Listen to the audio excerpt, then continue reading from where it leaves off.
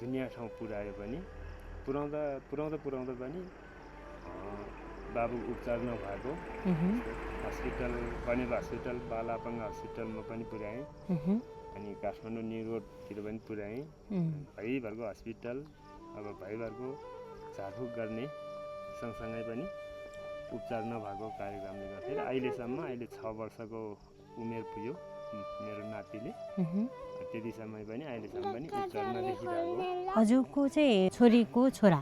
हजुर मेरो 3टा छोरी हो। 3टा छोरीमा माइली छोरीको छोरा पहिलो अब छोरी दिएको नाति देखाएको थियो यस्तो आवाङ्ग देख्यो अनि बुवा चाहिँ पनि धेरै उपचार गर्दै पनि अब अलि आफ्नो सन्तानलाई पनि उपचार नदेखिसकेपछि अब यो के गर्दा पनि भएन भन्ने हिसाबले चाहिँ उहाँ अङ्कितको चाहिँ मेरो ज्वाइँ चाहिँ अङ्कितको बुवा मेरो चाहिँ ज्वाइँ उहाँ चाहिँ बाहिर विदेशतिर लाग्नुभयो। हजुर केही न केही उपचार अब यसलाई पनि केही गर्न सकिन्छ कि भन्ने हिसाब सोचले चाहिँ बाहिर लाग्नुभयो। हजुरको कतिवटा छोराछोरी? मेरो 2टा छोरा 3टा छोरी। 3टा छोरी मध्येको माइली छोरीको छोरा ठुल छोरी धादिङ, यो माइली छोरी भिन्दिदे अनि कान्छी छोरी चाहिँ शिवा। माइली छोरीको चाहिँ छोरा अङ्कित।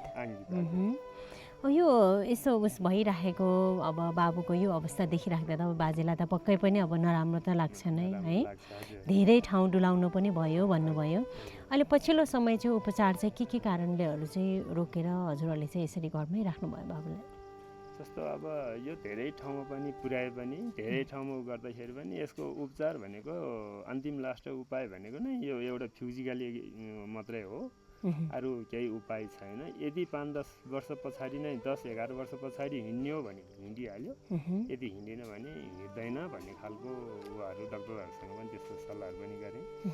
अनि यसको फिजिकलीहरू मात्रै हो, अरू औषधि लाउने यो यति गर्ने केही पनि छैन। यसको गर्ने नै हो भने नसो फुकाउने चाहिँ बालापाङ्गा हस्पिटल बनेपामा चाहिँ एउटा फुकाउने औषधि चाहिँ एउटा पाइन्छ, सुई एउटा सुईले चाहिँ पुरै अब फुकाउनु पनि सकिन्छ। तर फुकाउँदाखेरि चाहिँ यो पुरा लुलो भएर पनि बस्ने पनि सम्भावना हुन्छ, तर बन्न पनि सकिन्छ। त्यो चाहिँ स्योर छैन, 100% छैन भन्नुभयो। त्यो गर्नै पर्छ भन्ने बाध्यता छैन। यो सानो बालकको बच्चा हो, तर फिजिकली गर्दै आउँदाखेरि चाहिँ थेरापी गर्दै आउँदा चाहिँ राम्रो हुनसक्छ भन्ने कुरा।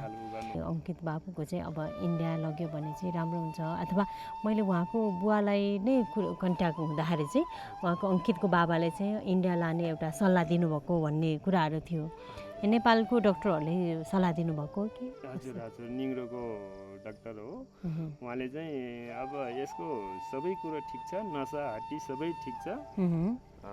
अब यो एउटा ब्रेनको कारणले हुन्छ। ब्रेनको कारणले गर्दाखेरि यसको ब्रेनको चाहिँ एकचोटि चाहिँ यो रिपोर्ट लगेर यसको जस्तो ब्लडहरू के लानुपर्ने हो, त्यो चाहिँ इन्डिया पुर्याएर एकचोटि अब 6 महिना 1 वर्ष पनि लाग्न सकिन्छ त्यसको रिपोर्ट आउनलाई।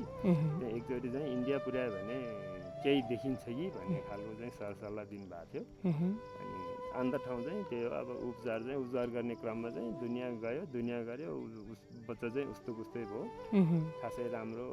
पहिले भन्दा चाहिँ हल्का यो उसले चाहिँ हिँड्न सकेको छ, यो लट्ठीको सहाराले बाहिरभित्र, तर बोल्न यति गर्न चाहिँ टाठो बाटै छ। बच्चा चाहिँ खोइ अब के भने अहिले 5-6 वर्ष भयो, 6 वर्ष हुनेसम्म पनि त्यति राम्रो भएको छैन। यस बाजेको हिसाबले गर्नुपर्ने कर्तव्य आफूले गर्ने अब लगभग उसहरू जस्तै घर भेदी भन्नुभयो नि होइन।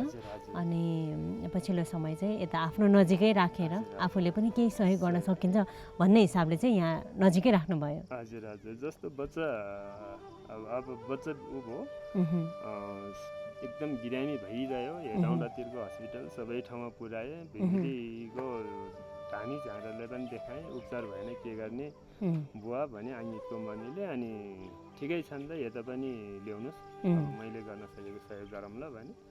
अनि यो बच्चाको उपचारको लागि नै यता माइतमै आएर बस्ने कुरा भयो। अनि अब घरमा बसेर मात्रै यो बच्चाको उपचार मात्रै हेर्दै नै घरबार नै डुब्नु लाग्यो भन्ने हिसाबले चाहिँ एउटा व्यवसाय गर्दा केही न केही एउटा चिया पसल एउटा राखेर बस्नुहोस् छोरी भनेर यतै बसेको। झन्डै 5 वर्ष पुग्यो अब यहाँ बस्नु भएको। अनि एउटा यो बच्चालाई पनि एउटा पाल्ने उपाय, यसो भुलाउने उपाय हुन्छ भन्ने हिसाबले चाहिँ पसल गरेर बसिरहनु भएको छ छोरी चाहिँ। उहुँ, अनि उपचार गर्दा गर्दै अब बुवालाई पनि अब एकदम धिकै लागेर भैभरको पैसा सकाएर पनि नभइसकेपछि अब के गर्ने त अब यो बच्चाकै उपचारको क्रममै उहुँ, अब गाउँघर बसेर केही हुँदैन अब विदेशतिर भए पनि गएर खाडी मुलुक गएर भए पनि यसो कमाउनु पर्ला भन्ने सोच र विचारहरू गर्नुभयो। ठिकै छ भनेर ज्वाइँसँग पनि यस्तो कुराहरू गरेर अनि छोरी चाहिँ यतै बस्नुहुन्छ। अहिले भनेपछि अङ्कितको बाबा चाहिँ बाहिर हुनुहुन्छ। हजुर अहिले पछिल्लो समय चाहिँ अब जस्तै उपचारहरू चाहिँ लगभग पैसाकै कारणले चाहिँ रोकेर अब काठमाडौँमा अब देखाउनु पर्ने, अघि मैले मलाई भन्दै हुनुहुन्थ्यो प्रकाश भुजेलकोमा पनि लगे, हामीले धेरै ठाउँ लगे भन्दै हुनुहुन्थ्यो होइन, त्यहाँबाट चाहिँ खासै केहीहरू 2-3 चोटि प्रकाश भुजेलकासम्मै 3 चोटि पुगे। अब धै धारण गर्दै गर्नुपर्छ, यसको उपचार हामीले ठ्याक्कै भन्न सकिँदैन, बिस्तारै हुँदै जान्छ भन्ने खालको उहाँहरू आए, आश्वासन चाहिँ पाउनुभयो। हजुर। अनि यता एउटा यो एउटा फिजिकल गर्ने थेरापी गर्ने एउटा ऊ रहेछ, अनि त्यहाँ पनि पुऱ्यायो। झन्डै 1 महिना राखेँ। त्यहाँ राखेर चाहिँ हप्ताको 1 जोड चाहिँ 7,000 कति जाने एउटा औषधि लाउनु पर्ने रहेछ। अनि त्यसले गर्दा 1 महिना राखेर झन्डै 80,000 जस्तो पैसा सकायो आमा छोरालाई राख्दाखेरि पनि। अनि त्यसो गर्दाखेरि उपचार गर्ने क्रममा फेरि उहाँहरू यतै आउनु भएको रहेछ, त्यसको लागि पनि उपचार त्यहाँ राखेर पनि त्यो उपचारहरू पनि गर्दाखेरि चाहिँ त्यस्तो राम्रो हुन्छ जस्तो देखेन। 1 महिना गर्दा पनि 1 महिना अब 1 महिनाको 80,000 जस्तो खर्च भयो। त्यो पछि खासै थोरै इम्प्रुभ देख्नुभयो कि भएन बाबुमाथि चाहिँ? त्यस्तो खासै त्यस्तो छैन, यो खालि गर्नुपर्ने त्यो फिजिकली मात्रै हो, त्यस्तो केही पनि देखेन। अब त्यो पछि चाहिँ त्यत्रो खर्च गरेर पनि भएन भन्ने किसिमले चाहिँ हजुरहरू अहिले चाहिँ घरमै राख्नुभएको छ बाबुलाई। अनि अरू अरू जस्तै अब बाहिरी अब जस्तै अब नेपालभरिको हस्पिटल त सबै लगिसक्यो। हजुर हजुर।